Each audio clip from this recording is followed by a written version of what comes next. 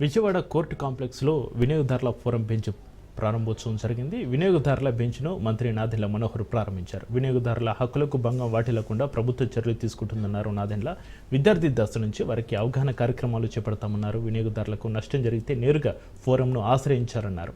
Digital awareness చేపట్టి చైతన్యం తెచ్చేలా కార్యాచరణ ప్రణాళిక సిద్ధం చేశారు. నాణ్యతలో కొలతలో ఎక్కడైనా లోపాలు ఉంటే సరిదిద్దుతామన్నారు నాదెండ్ల.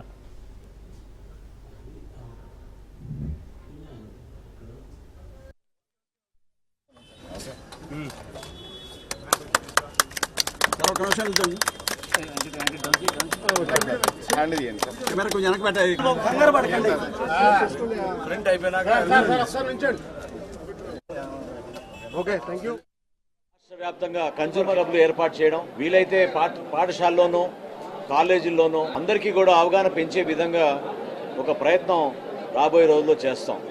దీంతో పాటు భారతదేశంలో ఆంధ్రప్రదేశ్ విషయంలో మాత్రం అడ్రెస్లు కానివ్వండి, గ్రీవెన్సెస్ కానివ్వండి చాలా బాగా రెక్టిఫై చేసే విధంగా ఈ కేసెస్ పరిష్కారంలో చొరవ చూపిస్తూ ఉన్నారు.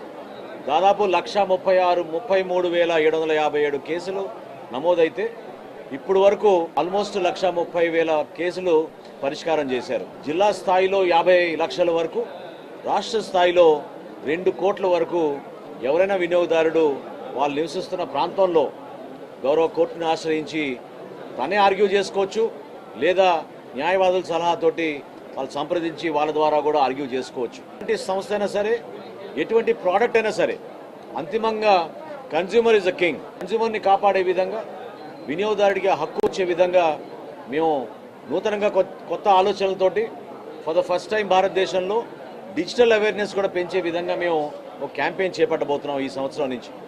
సో జూన్ నాటికల్లా రాష్ట్ర వ్యాప్తంగా ప్రతి పాఠశాలలోనూ, ప్రతి జూనియర్ కాలేజీల్లోనూ వినియోగదారుల యొక్క హక్కు గురించి మేము చేయాల్సిన కార్యక్రమాలు ప్రజల్లోకి మరింత విస్తృతంగా తీసుకెళ్లే విధంగా చేస్తాం.